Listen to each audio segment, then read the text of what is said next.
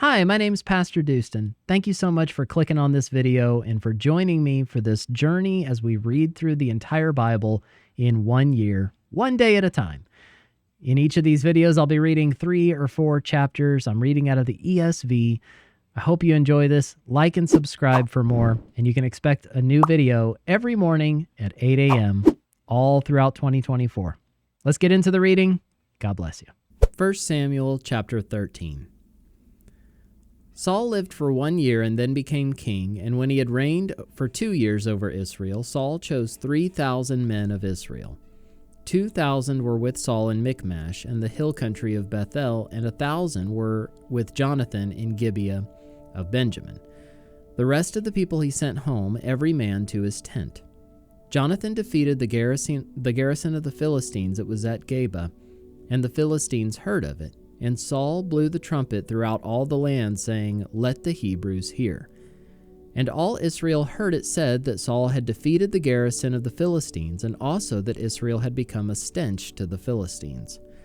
And the people were called out to join Saul at Gilgal. And the Philistines mustered to fight with Israel 30,000 chariots and 6,000 horsemen, and troops like the sand on the seashore in multitude. They came up and encamped in Michmash to the east of Bethaven. When the men of Israel saw that they were in trouble, for the people were hard pressed, the people hid themselves in caves and in holes and in rocks and in tombs and in cisterns. And some Hebrews crossed the fords of the Jordan to the land of Gad and Gilead. Saul was still at Gilgal, and all the people followed him trembling. He waited 7 days, the time appointed by Samuel, but Samuel did not come to Gilgal, and the people were scattering from him. So Saul said, "Bring the burnt offering here to me, and the peace offerings." And he offered the burnt offering. As soon as he had finished offering the burnt offering, behold, Samuel came. And Saul went out to meet him and greet him. Samuel said, "What have you done?" And Saul said, When I saw that the people were scattering from me, and that you did not come within the days appointed, and that the Philistines had mustered at Michmash, I said, "Now the Philistines will come down against me at Gilgal, and I have not sought the favor of the Lord." So I forced myself and offered the burnt offering. And Samuel said to Saul, "You have done foolishly. You have not kept the command of the Lord your God, with which he commanded you. For then the Lord would have established your kingdom over Israel forever. But now your kingdom shall not continue. The Lord has sought out a man after his own heart, and the Lord has commanded him to be prince over his people, because you have not kept what the Lord commanded you." And Samuel arose and went up from Gilgal. The rest of the people went up after Saul to meet the army. They went up from Gilgal to Gibeah of Benjamin. And Saul numbered the people who were present with him, about 600 men. And Saul and Jonathan his son and the people who were present with them stayed in Geba of Benjamin. But the Philistines encamped in Michmash. And raiders came out of the camp of the Philistines in 3 companies. One company turned toward Ophrah to the land of Shual. Another company turned toward Beth Horon, and another company turned toward the border that looks down on the valley of Zeboim toward the wilderness. Now there was no blacksmith to be found throughout all the land of Israel, for the Philistines said, "Lest the Hebrews make themselves swords or spears." But every one of the Israelites went down to the Philistines to sharpen his plowshare, his mattock, his axe, or his sickle, and the charge was 2/3 of a shekel for the plowshares and for the mattocks, and 1/3 of a shekel for sharpening the axes and for setting the goads. So on the day of the battle there was neither sword nor spear found in the hand of any of the people with Saul and Jonathan, but Saul and Jonathan his son had them. And the garrison of the Philistines went out to the pass of Michmash. 1 Samuel chapter 14. One day Jonathan the son of Saul said to the young man who carried his armor, "Come, let us go over to the Philistine garrison on the other side." But he did not tell his father. Saul was staying in the outskirts of Gibeah in the pomegranate cave at Migron. The people who were with him were about 600 men, including Ahijah the son of Ahitub, Ichabod's brother, son of Phinehas, son of Eli, the priest of the Lord in Shiloh, wearing an ephod. And the people did not know that Jonathan had gone. Within the passes by which Jonathan sought to go over to the Philistine garrison, there was a rocky crag on the one side and a rocky crag on the other side. The name of the one was Bozez, and the name of the other Sana. The one crag rose on the north in front of Michmash, and the other on the south in front of Geba. Jonathan said to the young man who carried his armor, "Come, let us go over to the garrison of these uncircumcised. It may be that the Lord will work for us, for nothing can hinder the Lord from saving by many or by few." And his armor-bearer said to him, "Do all that is in your heart, do as you wish. Behold, I am with you, heart and soul." Then Jonathan said, "Behold, we will cross over to the men, and we will show ourselves to them. If they say to us, 'Wait until we come to you,' then we will stand still in our place, and we will not go up to them. But if they say, 'Come up to us,' then we will go up, for the Lord has given them into our hand. And this shall be the sign to us." So both of them showed themselves to the garrison of the Philistines.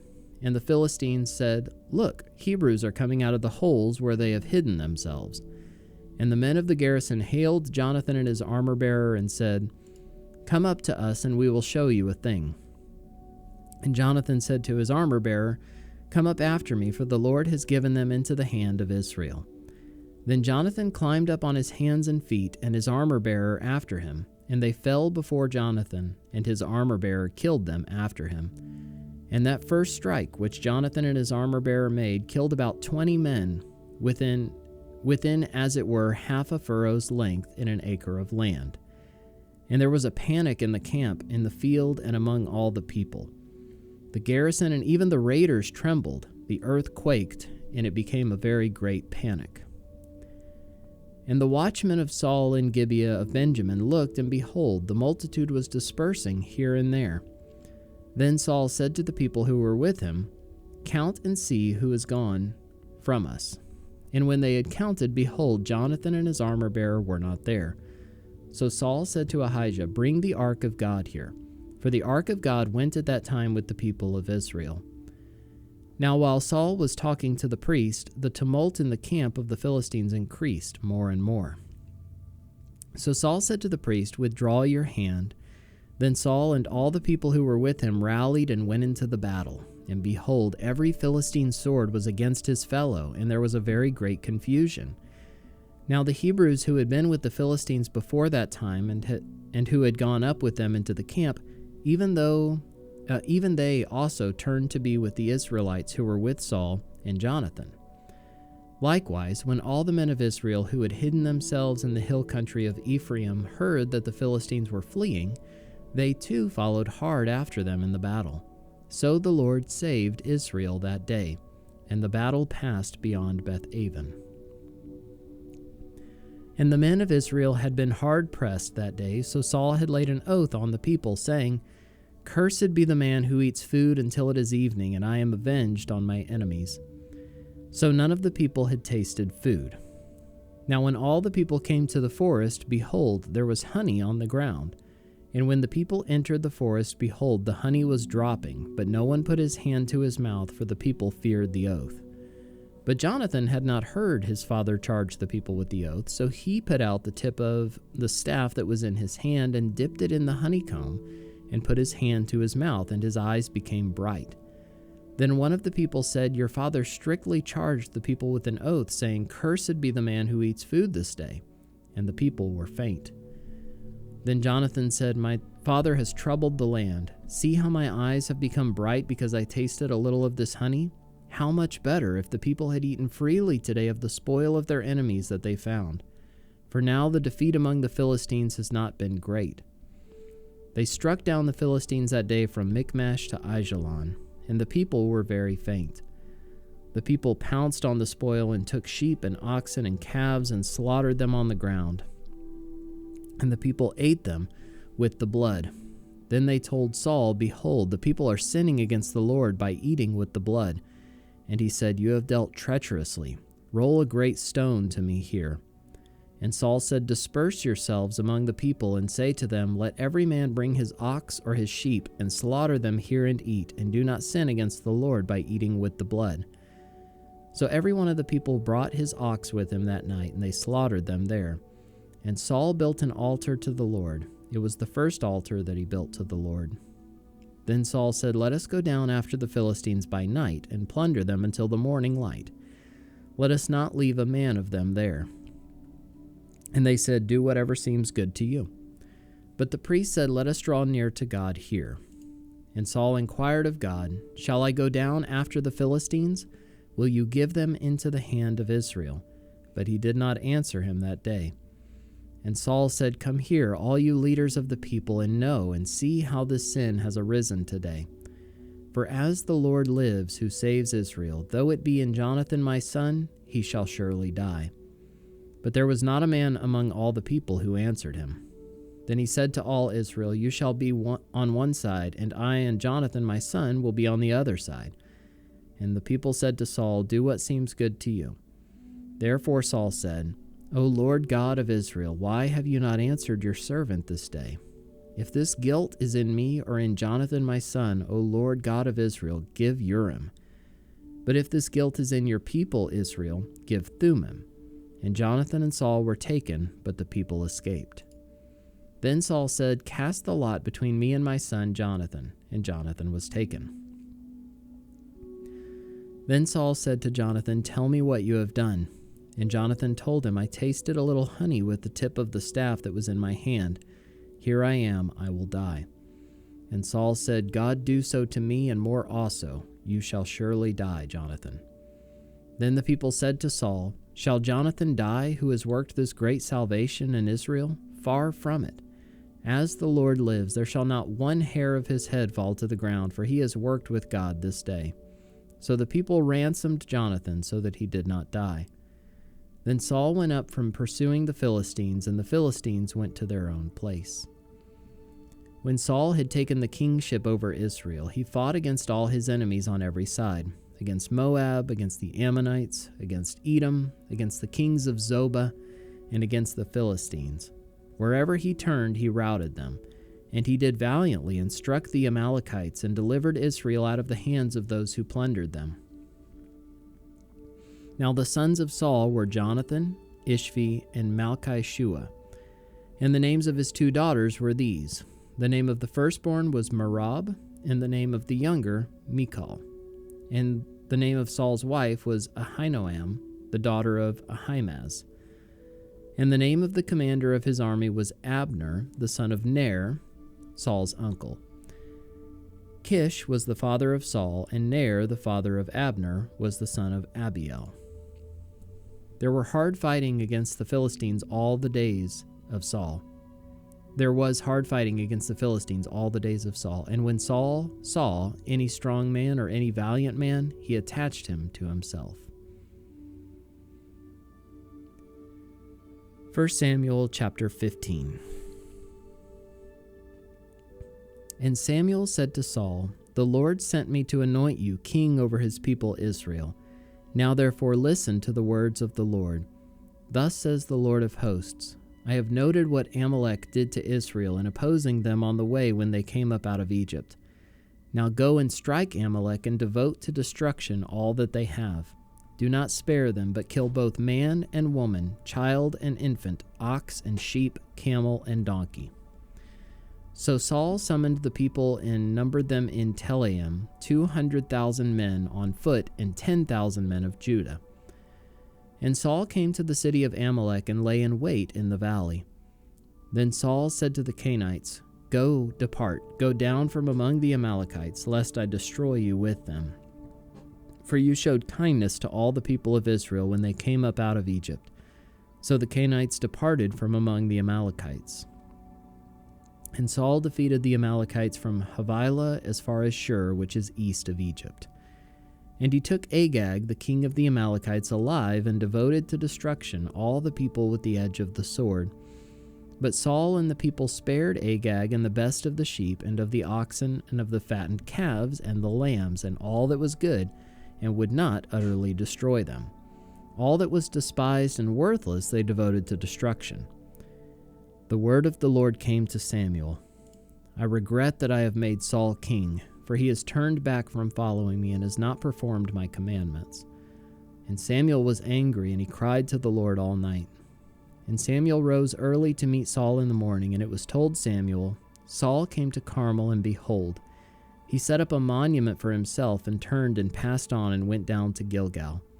And Samuel came to Saul, and Saul said to him, Blessed be you to the Lord. I have performed the commandment of the Lord.